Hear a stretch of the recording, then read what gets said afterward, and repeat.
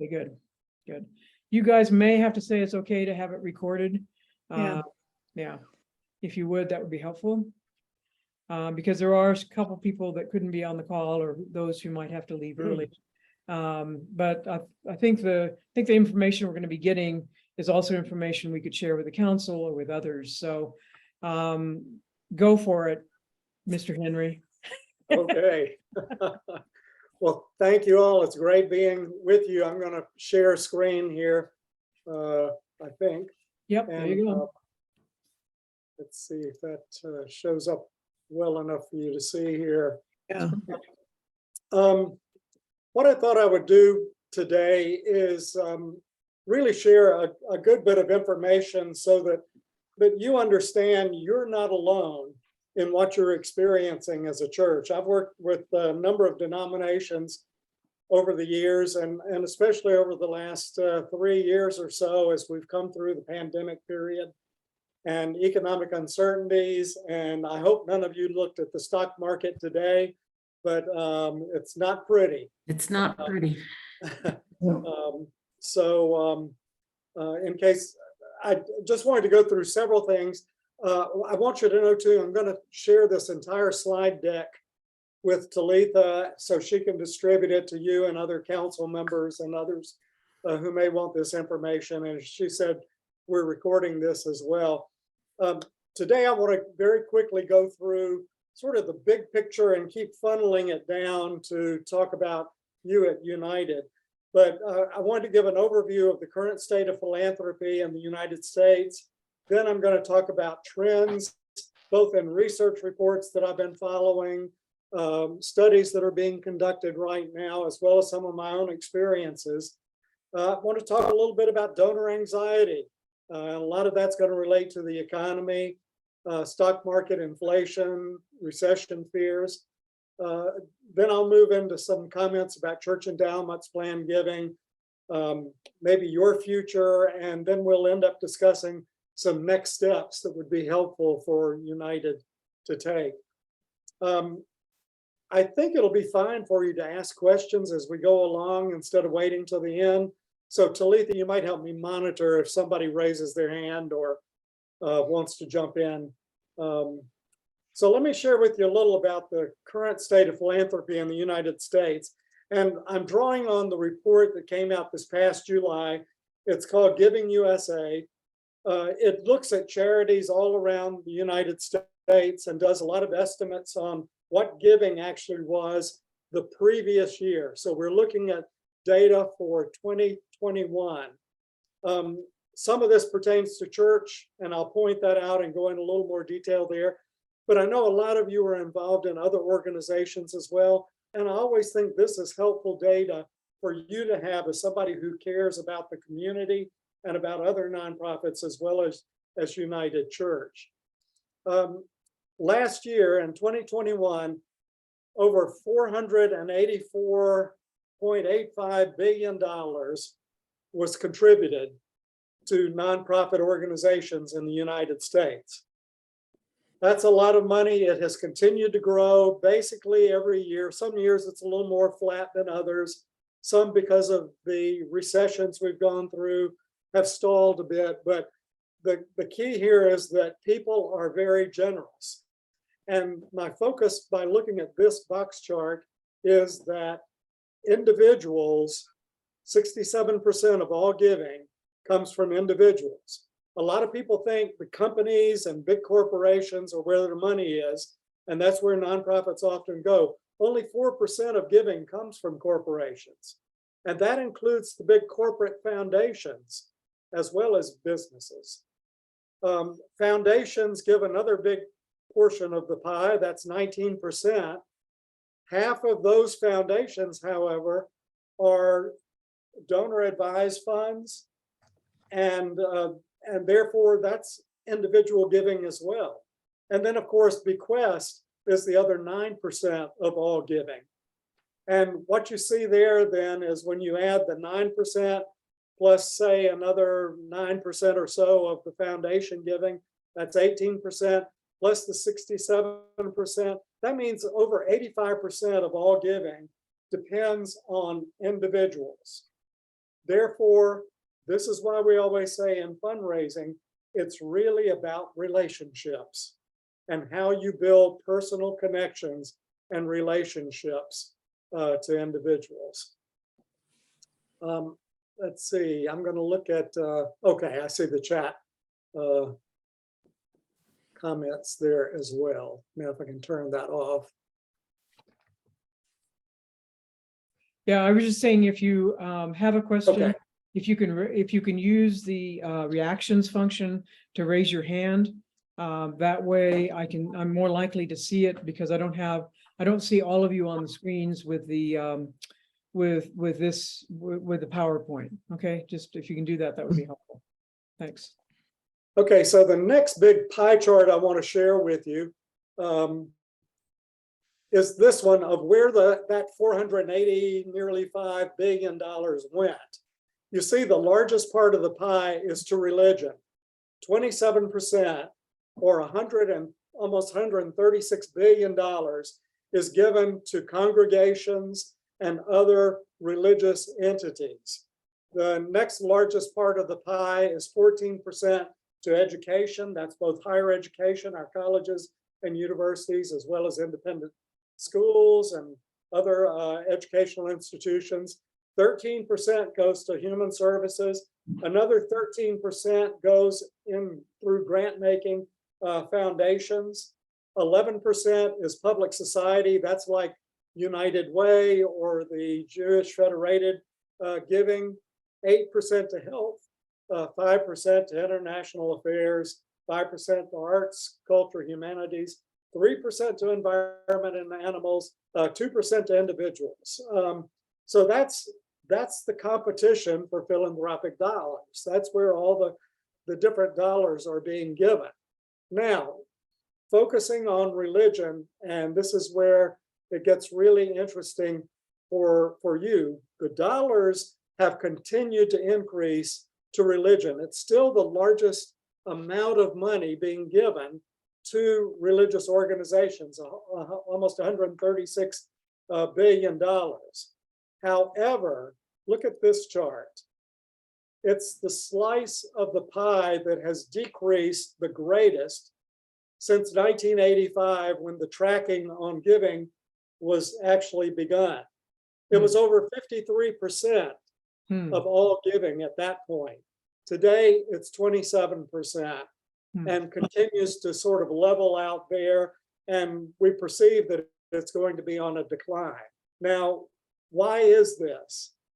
It's still the largest amount of money that's being given, but it's the smallest percentage now, much smaller percentage than it was decades ago. Much of that has to do with competition for the philanthropic dollars. There are now, as you see, over 1.4 million nonprofit organizations in the United States, and it's only on the increase. I know Talitha was sharing with me, I think there were, Talitha, 900 nonprofits right in your community there in Santa Fe. Yep. So, and a lot of these are doing good work that the church also does or used to do. I mean, just think about it. Churches originally, churches founded our universities. They founded the hospitals. They founded hospice. I mean, you can go on and on seeing about what the work of the church was, but now other organizations have come into play and are asking us for our charitable dollars. And that's part of what some of the tension is that we have so much, I call it noise. It's good noise because all the groups are doing wonderful missions, but it's competing for that philanthropic dollar. So let me pause there. Do you have any questions in general about just giving in general across the United States? Any of those charts that I showed? Hope that's it. Or at least interesting. Yeah. I do. Some trends. Okay. Yes. Caroline has a question. Caroline? So in that chart where you showed us the breakdown where it was 27% for the religion and then education and so on, the second pie chart, Uh-huh. has the number of those areas increased, which would impact on the percentage that is going to religion? The greatest increase, that's a great question, Caroline, thanks for asking that, is right here in the foundations area. What we're seeing is that more people, particularly people who have accumulated assets and wealth, are creating foundations or giving to foundations that then distribute their charitable dollars elsewhere. And so that slice didn't exist a few years ago. They just started tracking that. Another thing that has been growing actually is environment and animals. That part of the pie didn't even exist 10 or 12 years ago. Yes, people were giving to that, but it was not a significant amount. And now suddenly more dollars are going in that direction as well. So according to different periods of time, the slices of the pie may shift a little bit, but education tends to be very strong. Sometimes that gets up to 15 or 16%. It actually last year dropped a percentage point. And so human services increased, public society benefit increased a bit, health increased a little, arts and culture, interestingly, really rebounded pretty quickly, which was a surprise to many of us. Mm-hmm. Right, right. Just to keep moving here, let me go ahead and put some facts and figures and information out there about what's going on in our churches. Okay, I'm stepping out on a limb, but I'm reading a lot about this and following a lot of studies. You know, everybody said the church is closing everywhere and the doors are going to be locked and nobody's coming back. Well, it's not a demise of the church, but it's a change in the model of how we do church. And I think from what I've seen over the years, United, you are on the cusp and the cutting edge of trying to be open to the culture, the community around you to address that desire to maybe do things differently, to speak a little differently, and to be open to different kinds of worship and different settings even. Church membership dropped below 50% nationally for the first time in this Gallup poll in 2021. Among millennials, only 36% identify with the church. And just to remind you, millennials are now those people aged 26 to 41. 10 years ago, we read that report in Time magazine, I believe, that said 22% of millennials were classified as nuns. They didn't have any kind of really religious desires. Maybe they were spiritual, but not religious, but they didn't classify themselves as belonging to any one denomination. Today, that's even higher. Mine's covered here for a second. 31%, yeah.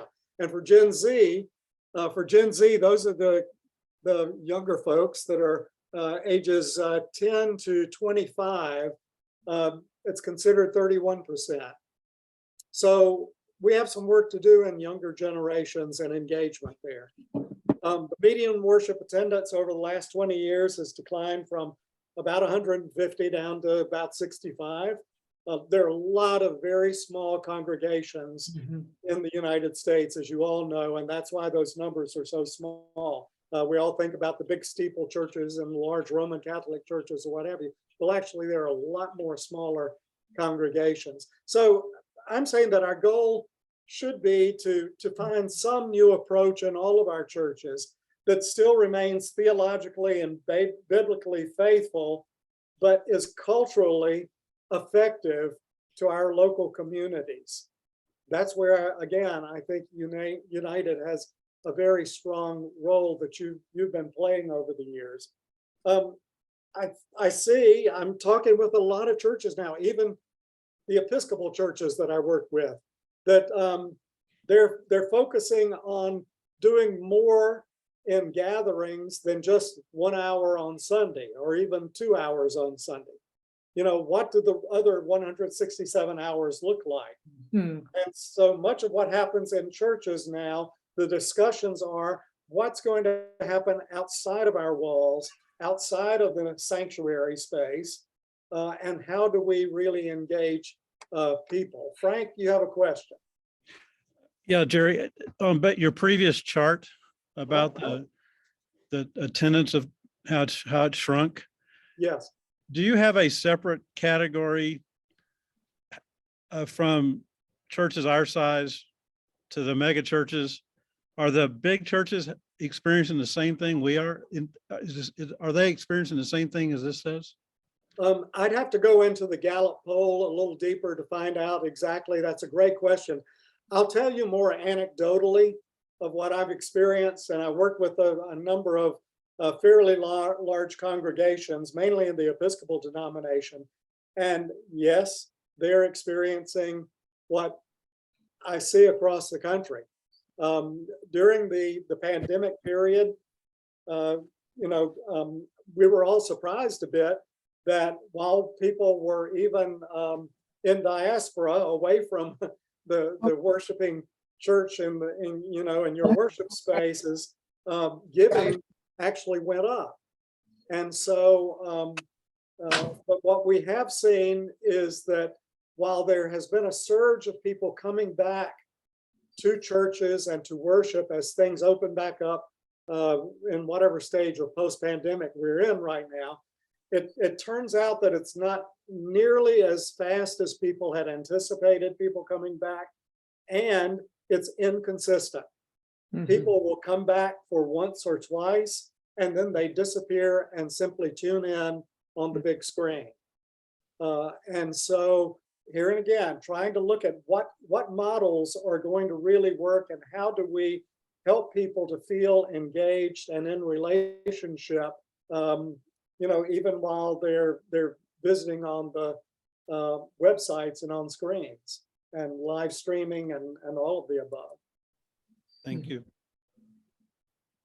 So here and again, the point is, what is church going to look like, and what do we need to tune into as far as individual needs as we look to the future of the church. I think the vision is going to become clearer as attendance, I'm going to call it, normalizes, but I'm going to say, perhaps whenever it does, may not be what you had 3 years ago. Absolutely. Maybe smaller numbers in actual in-person attendance, larger numbers online, and that's going to flip-flop. Just that's the culture we're growing into right now. So I think the hybrid church is definitely here to stay. It's going to mean drawing on resources of churches in different ways, and maybe in more challenging ways, where you have to host online, but also in person. And that's how you're going to help attract some of the new generation. But I'll be honest with you, my 93-year-old mother, she tunes into 4 different churches in addition to the one to which she's a member every Sunday. That's what we're seeing, is that people are testing out. They're going where somebody is speaking to them or meeting a need. And just know that you're going to have people drifting in and out and watching you as well.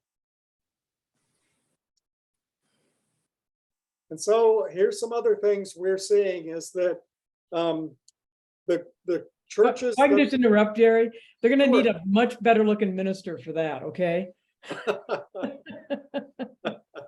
I mean, that is part of it. I mean, it's well, anyway. Yeah, I actually was talking with one congregation where they actually don't go live streaming until the reading of the scripture and the sermon begins. They have a pre-recorded special message to online participants where they talk about ministries and outreach, things like that you wouldn't do in your normal Sunday morning setting. And then they go live at an appropriate time for the message, or if there's some other kind of announcements and things like that. That's the kind of creativity that I think churches are going to have to move into. I'm working on campaigns now with more and more churches that are increasing their budget for technology and for staff to run the technology, because they just acknowledge that's where things are heading today. So I put a few points here too about it's going to be critically important that when people come to church on Sunday in person, that they feel a very personal connection. And maybe it's not just from Talitha, but it's really going to have to be from the community that speaks to say, you're welcome, we're so glad you're here. Share with us a little about your story, and here's our story. How do you make that in-person connection much more personal? Information, the announcement period, things like that, all of that's being pushed online, and you're driving more and more people to online. What you need to focus on during the worship experience, whether it's live or on screen, is what will be that transformational opportunity. How do, in theological terms, I guess, how do we make the transcendent spirit more real, online or through live streaming? Streaming, not live screaming. Maybe it is sometimes. And I'm finding that my anecdotal check-ins with churches with which I've worked are that they're seeing more and more remote church participants. Some are actually sending in very nice size contributions. And what we're watching now is, will the church membership actually increase with that? Or, is there going to become another kind of a membership? Some congregations have affiliate members in addition to regular members. Well, is there going to be a virtual membership of some kind? And what does that look like? All of this is to say that we're a part of the culture. It's changing. We're all learning. And this next point, that the church is not immune from the Great Resignation. And that's why so many churches right now are struggling with staffing. And I know you've had some turnovers, over the years, and more recently too. There are challenges right now in getting churches fully staffed again. And people are, of course, strategically revisiting what should our staff look like. I put here a little bit, there's a lot of brain drain going on right now. It requires leaders, not just clergy, but also the parish leaders, to have good hearts, but also great minds to deal with people who are living in a very fractured world right now. You at United, again, I hate to keep bragging on you, but you do so many wonderful things to reach out to the broken, or whenever those challenging situations occur in the world, you respond immediately. That's what people are looking for. We just need to figure how to broaden that so they tap into that and they feel a part and connected with you. We're seeing an exit of what we can sometimes call uninvested investors. Here and again, I saw a lot of giving that continued. It increased during the pandemic. Some churches remained flat. Others saw increases in giving. I'll tell you that the pledging units tended to be flat or decline. People no longer are as eager to make a written pledge for whatever reason as they used to. They are continuing to give, some in very nice manner, but pledges seem to have fallen on a stagnant period right now. And so in 2023, we're going to see some people drift away and go other places. Other causes or groups are meeting some of their needs. And so I try to talk to people about, how do you really make your members or people who are visiting, whether on screen or in person, to feel engaged? Because the statistics are out there that households that attend worship one time a week, but less, or one time per month, but less than 2 times per month, give about 1% of their discretionary income. Households that visit at least twice a month give about 2%. And then those that are engaged, whether it's in small groups, outreach activities, or hands-on ministry, give between 3 to 4% of their discretionary income. Now, if I were to go back and look at all the Giving USA statistics nationwide, in the United States, most people give about 2% of what's called their discretionary income. That's what's left over after taxes, after you take care of shelter and everything else. That's been pretty consistent over since 1985, when all of this was being tracked. So the more that people feel engaged and feel connected and feel a relationship, it's all about emotions and connections, the greater the likelihood is that they're going to contribute. So let me share a little bit about a study that was done about donors being more cautious right now. Even after the pandemic, this particular study that came out in April of 2022 asked the question about, are you going to continue giving in 2022, 2023? 98% of the more than 4,000 households across the country said, yes, we will continue giving to our congregation. However, 63% of those said they were going to be much more cautious, however, in how they gave or how much they gave. Only 55% said that they would continue to give the same as last year. 24% said they were probably going to give less, or they were not sure.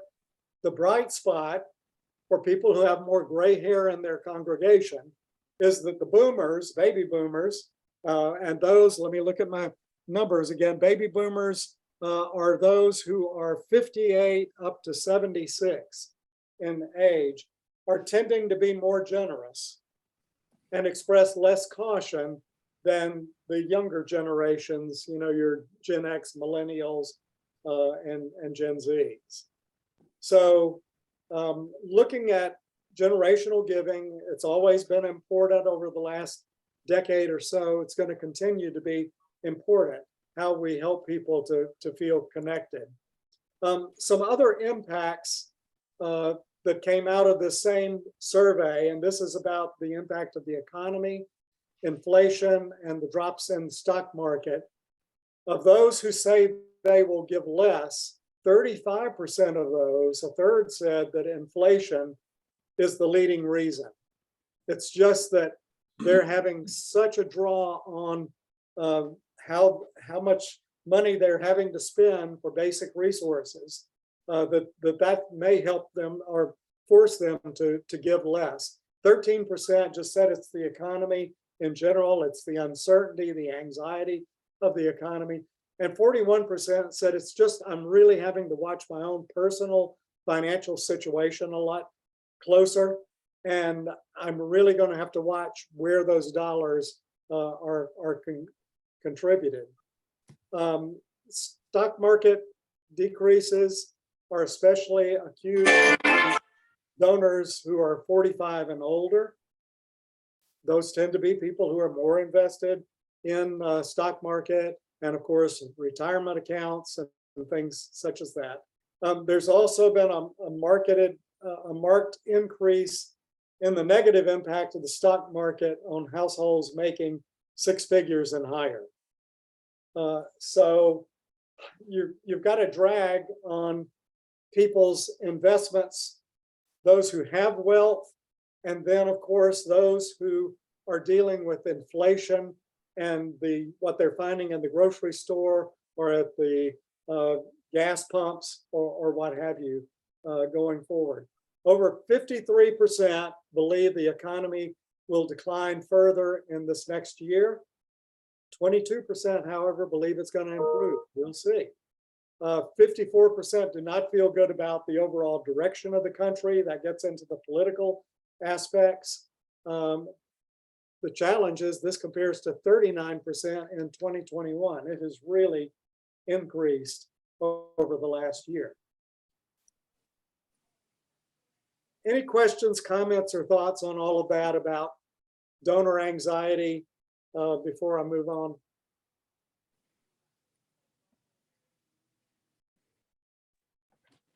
I'll try and be more positive in a little bit. Well, I appreciate you raising those, showing us those facts and figures and such, because one of the things that you and I spoke about was that we probably do need to look at how we do our stewardship campaign this year quite differently than just waiting till we pass out pledge cards in November and maybe doing some work ahead of time. Yeah. Just to sort of see where some of the larger donors, so we don't get surprised. Yeah, that's exactly right. In one of our firm's newsletters, I wrote an article recently about measure twice, cut once. That's the rule of thumb in any kind of woodworking or carpentry. You always want to measure your boards twice before you go to make the cut. And I use that same analogy in what we need to be doing in annual giving, our annual stewardship programs, and in other opportunities as we're considering asking people to contribute to budgets and increase giving, is really to go out and test and measure where are people right now in their thoughts about the economy, giving, other things. In some instances, for those who have been your larger annual supporters, go ahead and ask for a commitment for the coming year so that you're starting to build that base of knowledge that you're going to need in order to build your budget and everything. Sam, I believe you had a question. Well, in my family, we have a corollary to the measure twice, cut once, and I've sawed this board twice and it's still too short. End up there with the stewardship campaign. That's right. So I think, I've always encouraged groups to try and start annual stewardship programs earlier in the year instead of waiting till right at the fall. But I think this year it's especially important that small groups of you start having conversations with members and listening to what people are actually experiencing. Now, moving on, just to say a word about church endowments, plan giving, and somewhat about maybe about the future as well. I think the benefits of endowment is that it shows people that the church is going to carry out its mission into the long-term future, in perpetuity. That you're going to be around doing the great mission and ministry that you're doing for years to come because of having some type of endowment to support the ministry and mission. It enables, I think, churches like yours to address new opportunities when they come along. I mean, I'm always amazed at how quickly, as I said before, that you immediately jump onto the needs of the community, whether it was the fires or other things that were going on in the community. And you need to have some funds to draw on to help you move forward with that. Funding new programs, other kinds of ministries, utilizing that investment income is very helpful. And then it establishes the fact that you have an intention to collect those kinds of dollars contributed to support endowment, and that you have that structure where people can leave a legacy and plan gifts based on the values that you all share by being members of United. It's going to provide for those long-term needs, as you all know, and empower you to carry out ministry and mission into the future. And you're likely to be perceived by outsiders, and remembering a lot of people are going to be viewing you from live streams and online now. You'll be perceived as more stable and financially mature by the fact that you're even addressing plan giving and actually having an endowment that invests into the future. Was there a question? Now, and endowments are going to open you, as I said, to these other opportunities that you may have.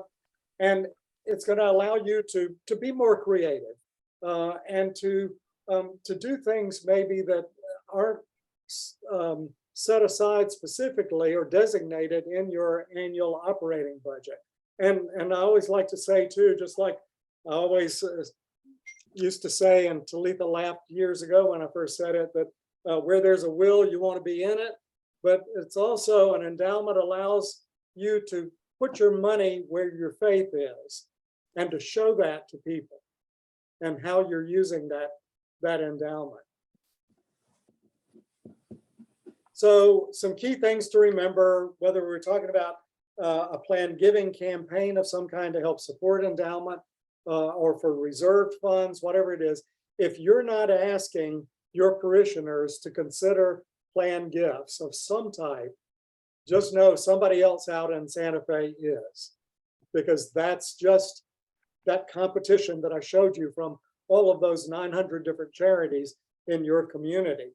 A time which may not be as pleasant for some people because they may not have outright cash to give to an organization can be talked to about plan gifts or something in an estate plan. So don't think that just because the economy is causing a lot of anxiety, that you can't still continue having conversations with individuals. Because most planned gifts won't necessarily impact a church member's immediate cash flow. And so there are ways to communicate and talk with people about that. And I think a lot of people would consider making a deferred gift of some kind to United Church if they're just asked appropriately. And I know that you're doing a lot of discernment about what that looks like, and you've done that over the years. You've asked people and at least made it known to people that you're open to receiving different types of deferred gifts, and that has played out in your benefit. Helping people to know that wills is the typical way to do it. Anyone can make a planned gift. And just to recognize you're going to be surprised along the way, because some people have already made planned gifts and wills are set up that you may not be aware of. But there's overall tremendous opportunity to increase financial support for United today and forever. So some possible steps, things that I want to discuss with you as we end up here now, is that you need to really focus on what is it that United really needs from its endowment, and being specific as possible to write down how you intend to use those invested dollars. Taking a look strategically long-term, what are some specific funding objectives? Not just the dollar amounts that will be needed, but really the stories of lives changed that you'll be able to tell by that earnings off of the endowment that will come your way. You need to talk about how this will help to expand the ministries you're currently doing, or that will allow you to pivot or pirouette into whatever the culture is leading us into the future, which may be something none of us really know about at this point. So focus some on really honing and fine-tuning your vision. Secondly, how does this move to the practical? Why, always answering the why really does United need an endowment? Why are these endowment objectives or goals that we're outlining in that vision critical to United's future? So prioritizing the needs and providing some kind of a context is really important for strengthening an endowment, especially as you move into some kind of a focused campaign where you're trying to go out and ask certain individuals to add to the endowment funds. So that said, I want to make the point very clearly, and this is where some churches have gotten into some significant trouble, just like a lot of nonprofits have.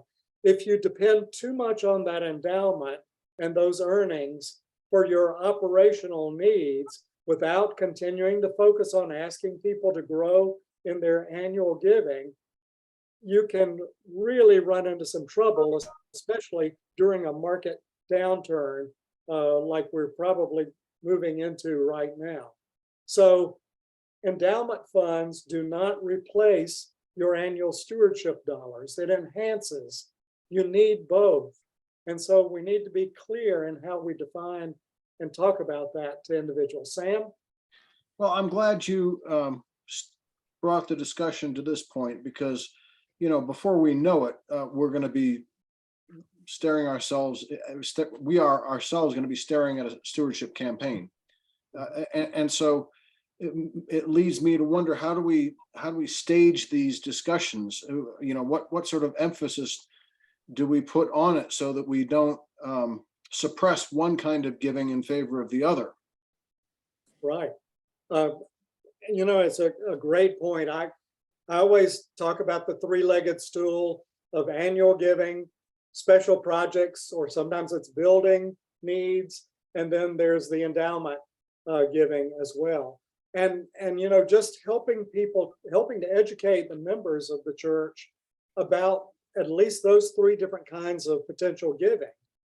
Of course, we want unrestricted giving to come to the church so that those of you who are in leadership, who understand the big picture of the future needs of United, can help to direct and manage the funds that are coming in. But yet you do want people to be able to give in whatever manner they are most comfortable. And it always begins with annual giving, trying to get them to increase annual giving to a major gift level, and then eventually to something which may be the largest gift they've ever given, which is something through an estate plan. So constantly educating people about those different levels and ways to give is very important in that conversation. Okay, thank you. I'm, you know, you've got my wheels clicking away. Good. I shared with Talitha a thought that we ought to perhaps be open with the congregation about what certain blocks of activity that are important to the church actually cost, so that they will understand that, you know, there is a significant lift needed to get us there. And you know, again, I think we as a council have talked about the importance of ministering to the children and youth. That's the future of the church. So we've got to find a way to ignite that as a source of giving, I suspect. Exactly. You're exactly right. And so it's what I think you're talking about is this step 3, which is really bridging that vision of where you can be moving or what you need with the reality of where you are, and being grounded in reality, focusing on your annual support, and then setting out what may be a short-term goal for endowment, and then a longer term to grow it over a period of time into something that's much more significant to support the ministries and mission of United Church. And it can vary. Any of the goals can vary, but you know, having some conversations, and I'll be glad to work with you on what some of that goal setting might look like that can make sense to the members of the congregation. And so I'm going to stop there and stop sharing the screen and let you do some talking. I hope I haven't bored you to tears with too many statistics, but I'm glad, Sam, at least your wheels are turning on some thoughts, and others of you. I'd love to hear your questions, comments, or thoughts as well.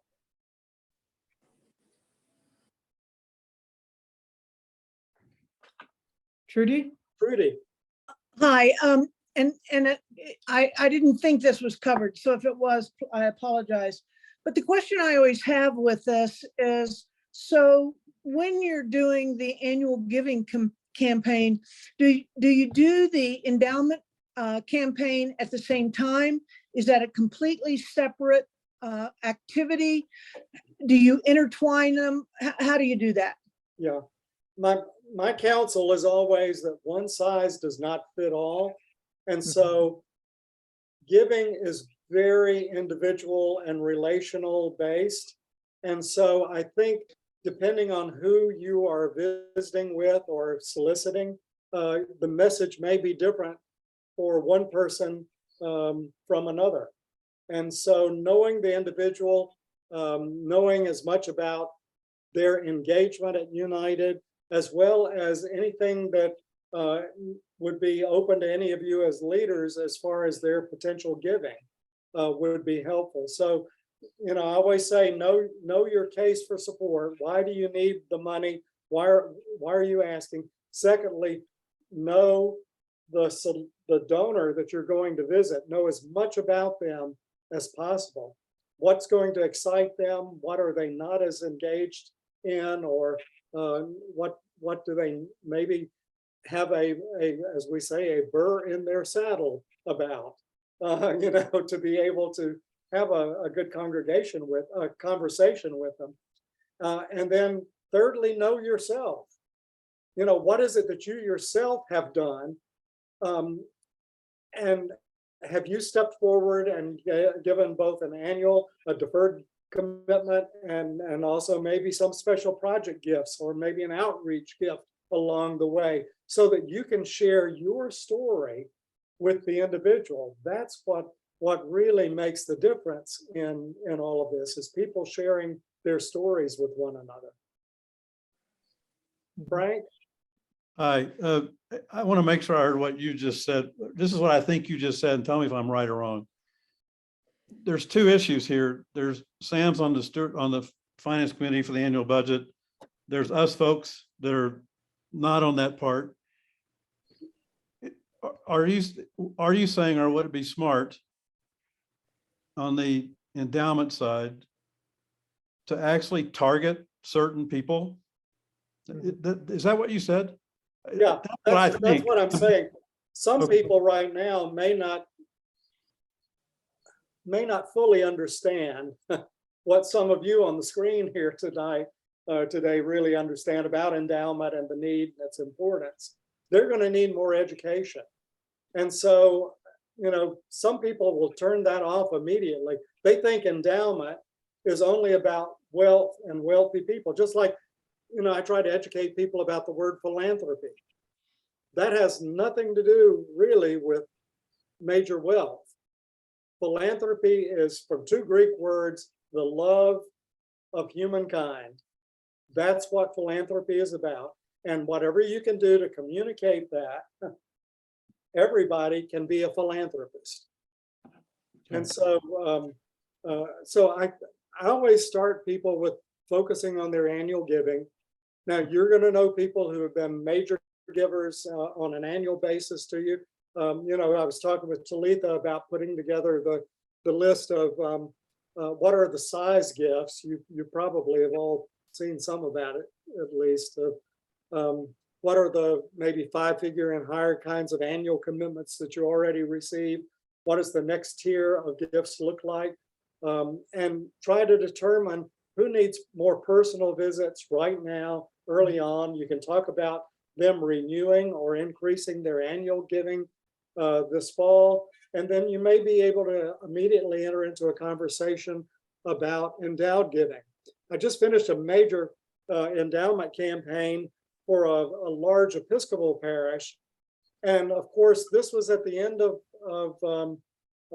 actually the end of last year and into the spring of this past year, where people had seen great growth in their stocks, and they were giving some incredible endowment commitments out of that increase.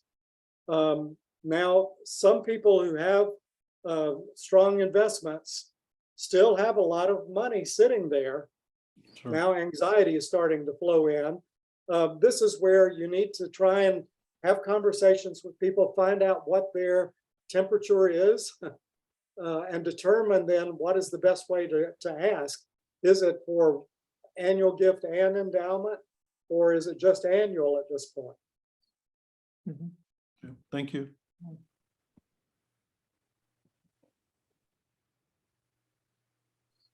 Number one, Jerry, thank you very much for this information. I mean, I think it's information. I'm glad we're recording it. I think we need to share it. not only with the church council, but also with the wider congregation in a variety of ways. As you know, we've been having these sort of reset groups of having people look back over the last 2 years and then look ahead, et cetera. But this is an important, and this is an important component of all of that.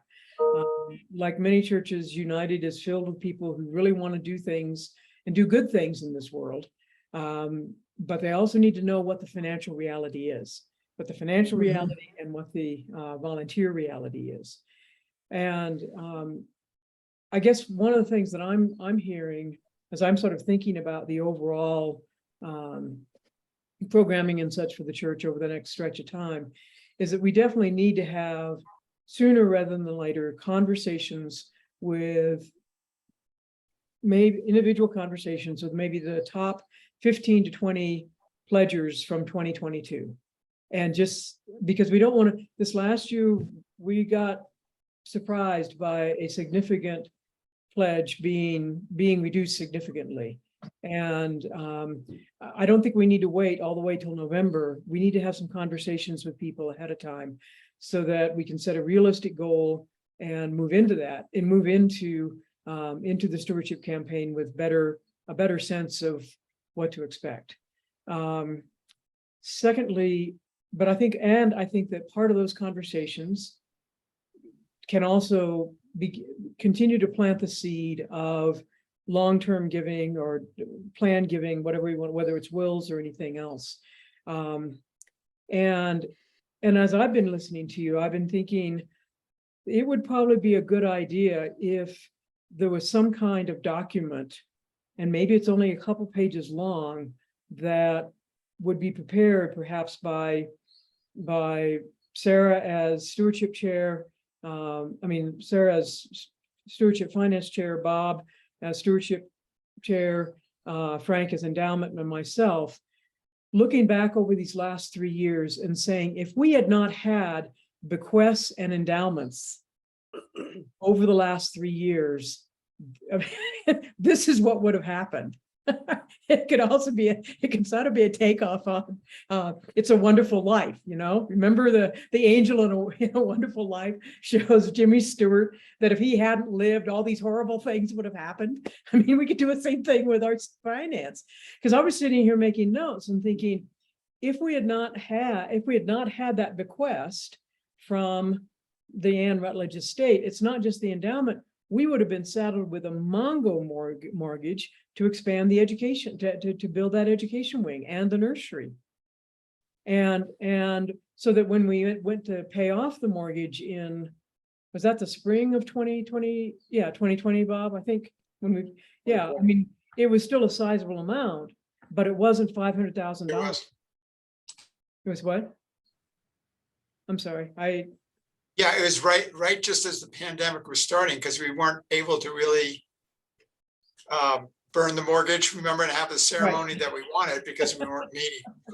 Yeah, right. The timing was off a little, but it's still glad that we did it. Right.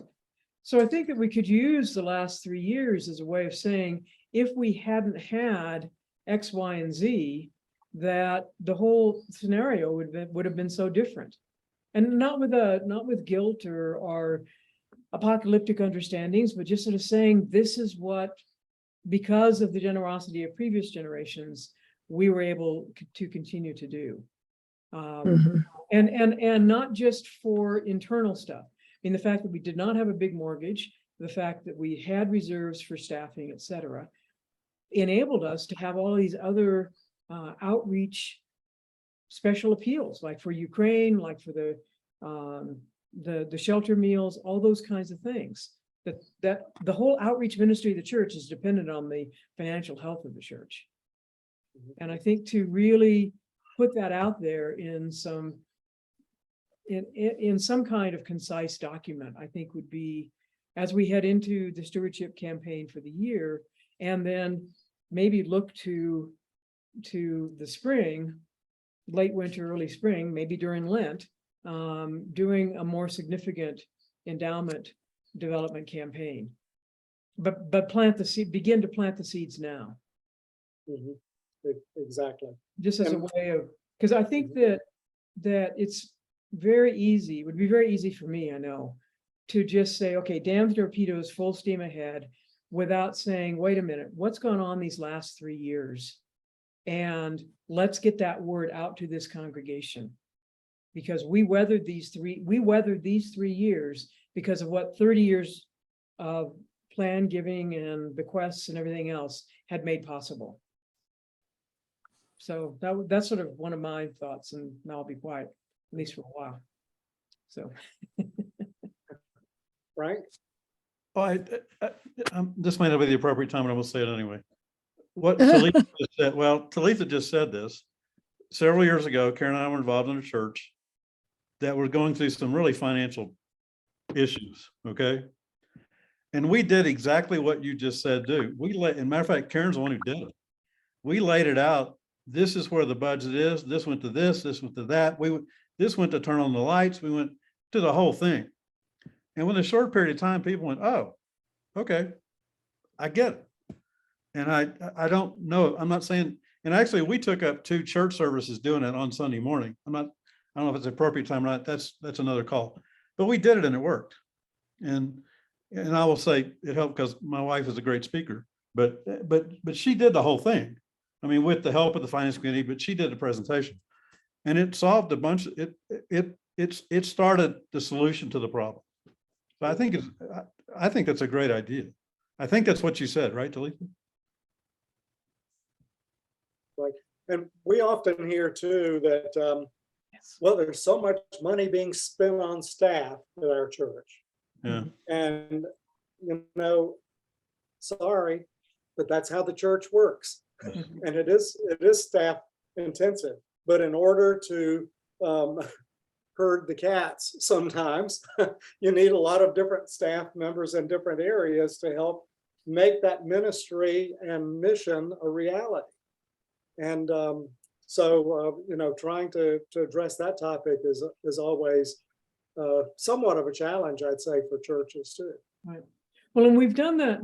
This is an interesting conversation because, I mean, for all kinds of reasons, but it also just says to me, look, we've been, to a certain degree, we've been putting the horse after the cart on some of this, because when we present the new year budget to the congregation, whether it's in February or January, whenever it is, we do not present a line item budget.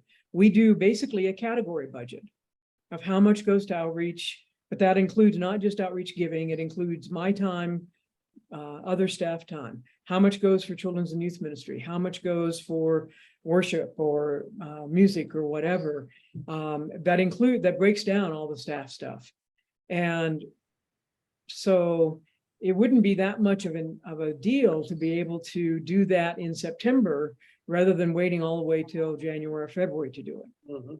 Because it's not nickel and diming it, it's just sort of X percentage, this how many dollars goes to these kinds of things. Yeah, you know, you could even just do a pie chart, quite frankly. Right. Right. You know, one of the things that we talked about in the past, and we did it just one time, and Pam would remember this, but we talked about having a quarterly adult forum that focused on stewardship, not just the campaign, but what was being done with the money that was raised that year. And we did it once, and we didn't get a lot of people there, but I believe if there was some consistency to it, it might be helpful to, again, address this, because let's face it, we're all adults, our members are adults, and we all like to know what's happening with our investment, which is really what a stewardship pledge is. It comes from your heart, but it's really, bottom line, it's money. And so if we looked at consistently informing the congregation as to how the finances were being handled and what it was going to, I think they'd be, this is my opinion, even more pleased to see what United's doing and how their money is being spent. You might do a program and call it the cost of discipleship. That's a good one. They wouldn't know what was going to hit them. You don't want to do bait and switch, but you know, it might attract some people. Well, and actually too, also to be intentional about, I mean, I think those groups only had maybe half a dozen people. But I think we've got some momentum because we've had people come to these reset gatherings and talk about the past and also talk about the future of the church. And I think to write to everybody who came to one of those and say, okay, this is going to be the reality of what we need to pay attention to. I think that might be, we might at least get a base, and to do it on a Sunday morning and to have it be the only adult forum thing that is happening that particular Sunday. And to do it sooner, like do it toward the end of September and get some energy out there for it. Yeah, and maybe not just confine stewardship sermons to the Sunday before the campaign ends. But to lay it out there in a different kind of way. Others, Ed, you had your hand up at one point. Actually, it's more a question about some of the earlier numbers where you were presenting percentages of people that are coming and have dropped out and stuff like that. I'm not sure whether the other members of the endowment committee have, I haven't seen how those numbers are for United. I think that would be useful to us in terms of just discussing where we're going. Okay, can you be specific about what numbers you're discussing, or you're? I can get those to you. Okay. I kind of wrote them down, but the right now I can't get at it. Okay. So yeah, that would be good. And I think this is a good movement. I'm going to have to drop out now. They serve dinner at Montecito only certain hours, so have to go. Okay. All right. Okay, Thanks, Ed, for thanks. being on the call. And Caroline and Pam both had to drop out. Yeah.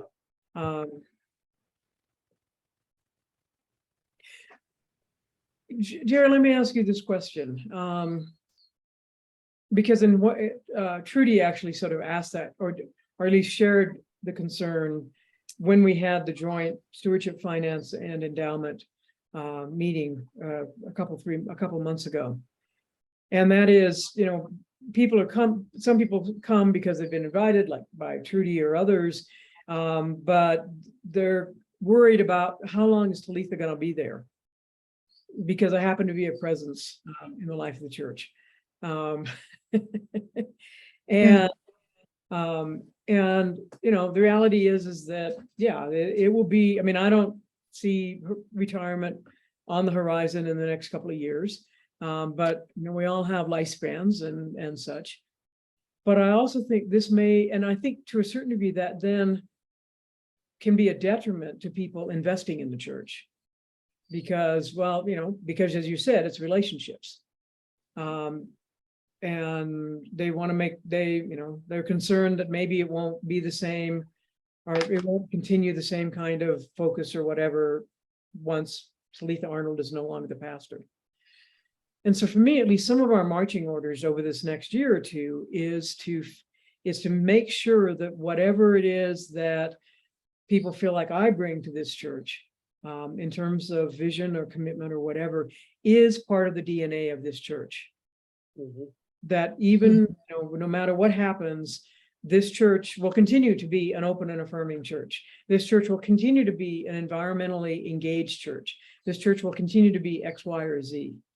And I think that when we start out talking to people about bequests and endowments, I think you all around this screen and others have to step, not have to step, I don't mean that way, but they need to hear as much from you as from me. This is the mission, this is the ministry, this is the vision of this church. And that there's not going to be backtracking on the kind of commitment to love God, love neighbor, love creation. It may get played out differently, but that's the core understanding of the United Church of Santa Fe. So, Sarah, you had your hand up. Yeah. We had the same conversation at the very beginning of this congregation, Right. that Marty Baumer said to us, I had a 90-day contract with Mhm. you. And that kind of puts it in perspective because it was 90 days. She could give notice and we could give notice. And so everybody's going, well, what happens when Marty leaves? Will the church fall apart and go away? Well, no, because it's the congregation that is there. Mhm. And that's who is responsible. And that's who God is calling us to be Mhm. in this community. So there is anxiety over, there was a lot of anxiety over Marty leaving. But look, we have Talitha. Okay.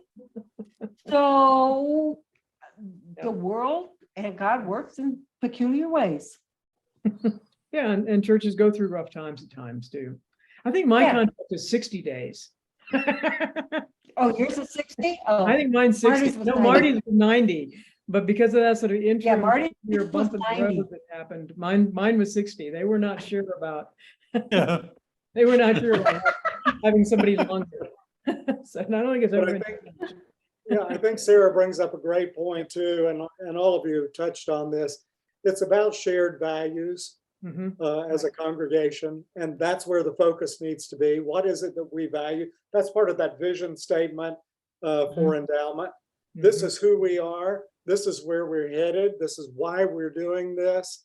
And, the future, we can't control the future and change and things like that. But here's who at the core we are and what we're seeking as a worshiping community together. Mhm. I Sam, wouldn't you- confine that, I wouldn't confine that vision to only speaking about the endowment. I mean, it really, it's part of the everyday of the church. And Yes. it needs to come up in all contexts. Mhm. Mhm. Exactly. Absolutely. Okay. Joe, you've not said anything in this august group. Your thoughts? I take it all in and chew on it, and then I think about it, and will let my thoughts be known at a later time. Okay, great. Your dog just joined us as well. He's on the back couch. Yes. That's great. Okay. Anything else from Jerry? Well, I just appreciate your time, your questions, and always good to see everyone. So thank you for inviting me to be a part of this today. Okay. Thank you, Jerry. Well done. Thank you, Jerry, very much. Thank you. Yeah, thanks. All right, thank you all very much. We will be in touch and sort of look more closely at next steps, but I hope this was helpful to all of you. And we will get it out to, if you can think of groups that we should send this to, or make sure that, I think the staff ought to, as a group, listen to this conversation, the whole staff. And there may be certainly the council, but there may be other groups as well that we want to engage in this conversation. I do too. Yeah. All right. Thank you all very much. Have a good dinner wherever you might be. Good night, everybody. Okay. All right, good night. Thanks. Thank you. Thank You guys you. are the best. Really appreciate it. Okay. Bye-bye. All right. Okay. Thank you very much. Hope So, that was helpful. I think it was incredibly helpful.